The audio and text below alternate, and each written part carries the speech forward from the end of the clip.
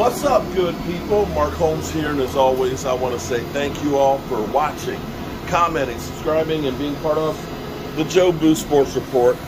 Without you guys, as well as you ladies, you know that this literally does not work. Happy Halloween. Hope everybody's having a great Halloween today. It is one day. We are 22 and a half hours away from the trade deadline. We now actually have the Cowboys talking like they are willing to make a trade. And as of yet, we don't have anything out there. Me, I'm in here in the workshop here because we got to keep cutting the wood. I've got to build a bunch of cabinet doors for one of my rental houses down there that we got to renovate and stuff. Doors don't last forever. Nothing lasts forever, which is why you got to be prepared to make some new shit. So for the Cowboys, like I said, so far yet, we haven't seen anything done, which is ridiculous because the problems that we have been there for a lot longer than, say, the last week that we were talking about actually making trades. The problem at wide receiver and linebacker and so forth have been problems that we talked about since training camp. It would have been nice if they had addressed it sooner, but better late than never. The Baltimore Ravens, however, they are looking at things differently. See, this is the time of the year where you're a buyer or you're a seller. If your team sucks ass, generally speaking, you are a seller. You are trying to go ahead and start building towards the future. You realize, I need to get rid of some of these high contracts and try and get some draft picks, because the older the player gets, the more money they're going to cost you after that fourth and fifth year. And so if you're at the point where you're saying we're 3 or 4 years away, and you look at a player that's a good player now, and 3 or 4 years from now they're going to be very expensive and on the downhill side, you say, let me try and get something for them. If you are a team that you say, damn, we're better than we thought, and maybe we have an opportunity here to maybe make some noise at playoffs and go on a run, then you are a buyer. Well, the Cowboys believe, rightfully so, that they should be a buyer because the team is doing really well. The team is doing good enough that you say, we have a couple more pieces, maybe we can compete with the Eagles. Maybe we can compete with the 49ers, in which case the Cowboys are at that point right now. They haven't done anything yet. And they may be okay with the players that they have, given more time. We look at how our offensive line has solidified as the season has gone on. When we first looked at this in training camp, when we lost Roquan Smith, we thought our offensive line was going to be awful. But here it is, yesterday, Tyler Biadasz, where we used to say we need another center, was the second highest graded offensive lineman for the Cowboys.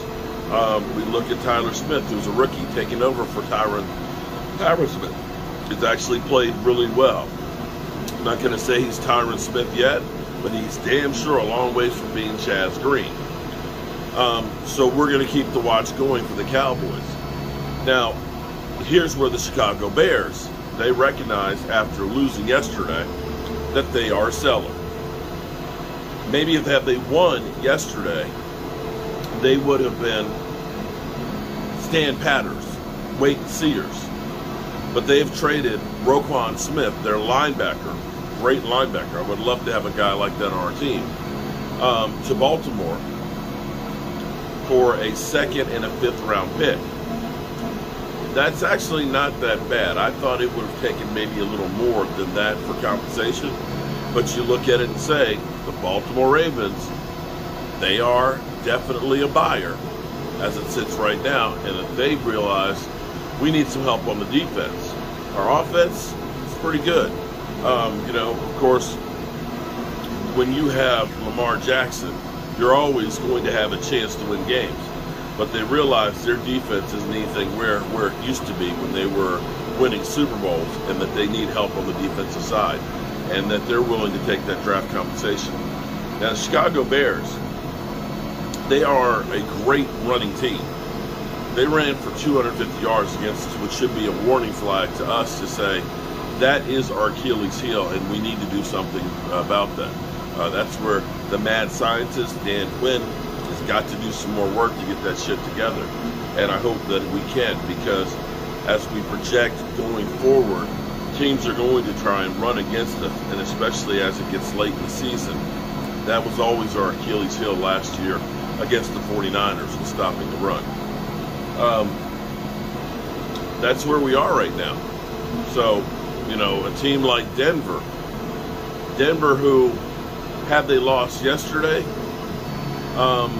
probably would be wholesaling the team. It was rumored that they were going to be basically trading everybody because the season had just gone kaput. But then, you never know. And the thing that's funny is, you just don't know what you don't know. There's so many teams in the offseason, and I got sucked into this. I got sucked into the free-for-all of free agency. When everybody was going out and signing players, and everybody was like, oh my God, the Raiders, Derek Carr is incredible. And now Derek Carr has Devontae Adams. The Raiders, you know, look at the whole AFC West. You know, everybody is going to be incredible in the AFC West.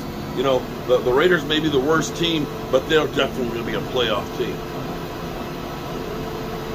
The Raiders are awful. I can say I was right about one thing. When we used to have rumors of who was going to coach the Cowboys, and people kept saying, we should get Josh McDaniels. And I think some of those people are also the ones that said, we should get Urban Meyer. I kept saying no to Josh McDaniels. I said Josh McDaniels really was a mess in Denver. People said, oh, no. Look what he did with Tim Tebow and everything else. Yeah.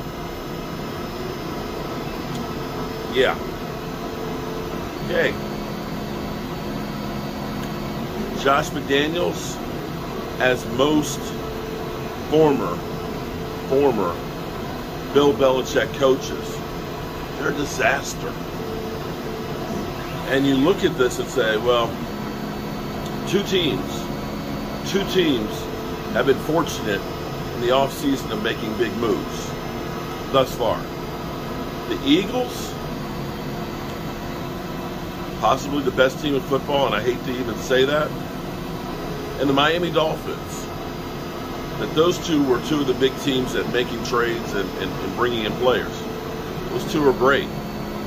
But you look at a lot of the other teams that have made all these big splashes and stuff that teams were high on, just haven't done it. So, yes, there are some success stories. But there's also a whole highway littered with teams that have screwed up making all these big moves. The Cowboys, they didn't do any of that.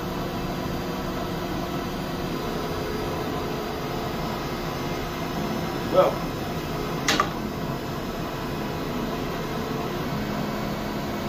I'm just going to go back to cutting some wood. Got the stack of lumber here and about 20 doors I got to make.